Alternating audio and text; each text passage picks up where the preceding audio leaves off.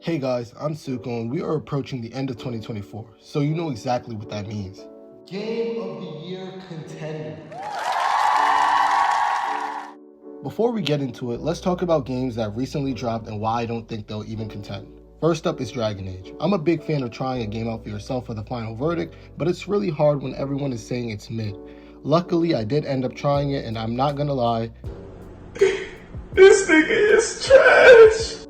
combat is pretty cool, but the voice acting is trash. Like, look at this scene. Maybe if you used words. What? Tell the rock what to do? Sort of. It's not a dog. First off, who the made this nigga so ugly as and why the do they sound so monotone? It's not a dog. It's not a dog. Anyways, second we have Sparking Zero. I played Sparking Zero a lot. I love the game and I think it's aesthetically pleasing, but that camera be pissing me the off, bro. And I feel like the customization is limited, not gonna even lie. I just don't think it was better than any of the contenders that we have on this list. The first game that is actually contending is Black Myth Wukong. To be honest, it has the highest chance in my opinion. The art style is phenomenal, and like I said with the others, it's very pleasing aesthetically. I'm not a fan of Soul Games type of combat since I find it difficult, but Black Myth Wukong is just so fun to me, especially the dodging and parry system.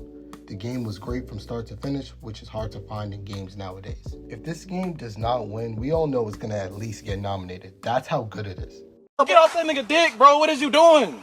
The next game we'll be talking about is Astrobot. And Astrobot is way better than I thought it was going to be. It's so vibrant and full of positive energy, not gonna lie. I love the gameplay, but what made this game go even more crazy were the special levels and special characters. I love it so much, and with a game like this, you can play and time will fly right past you. And the next game is, of course, Call of Duty Black Ops 6, and this game is so good. No.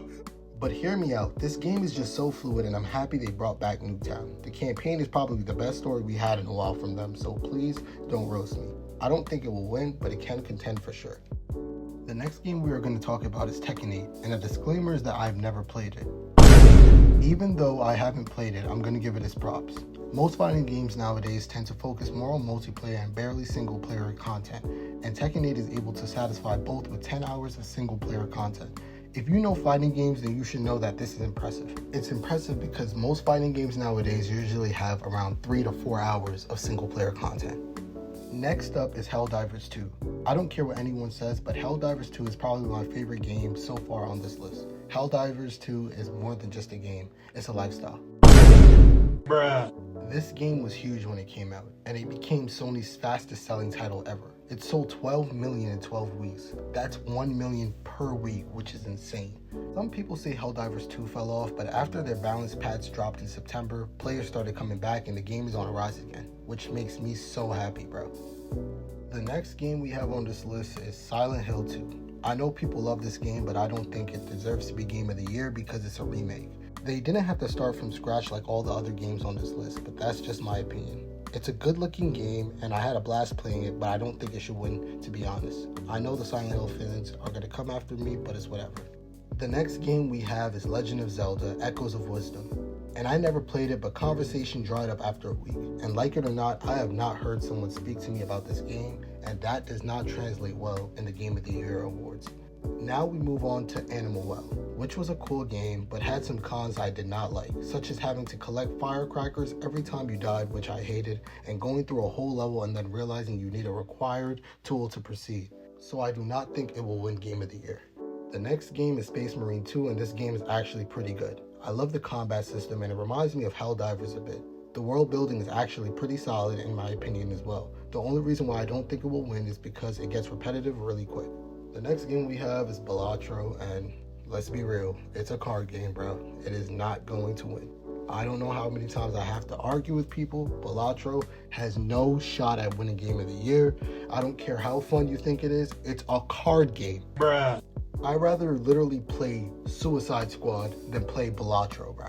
Next game we have was created by the developer named Atlas, and if you don't know them, they created the Persona series. And look, I ain't a huge fan of turn-based combat, but I was hooked onto Persona. Their new game, Metaphor Ray Fantasio, I don't even know if I said that right, is actually a super good game and I recommend it. If you don't like it, I will do a $50 giveaway. That's how I know I'm so confident in this game. This game is definitely contending, and honestly, I think it has one of the closest chances to win. Now we are going to enter a no-win zone. These games are just not going to win to me and have no shot, but somehow they're in the conversation. The first game in this zone is Prince of Persia: The Lost Crown. This game is great and I love the level designs, but be real with yourself. This is not contending and you are insane if you think it is. Second game in this zone is The Plucky Squire. I don't even know how to pronounce that and it's not even out yet and people are saying it's game of the year. Like what, bro? And what makes it worse is that it comes out in 2025. So why are we even having this conversation right now? And the last game we are going to talk about, and the third game, is once again another remake, and it's Metal Gear Solid Snake Eater. Pause. And like I said with Silent Hill, remakes just don't win. They don't have to start from scratch like any of the other games, and it's nothing refreshing or new. It's usually just improved graphics.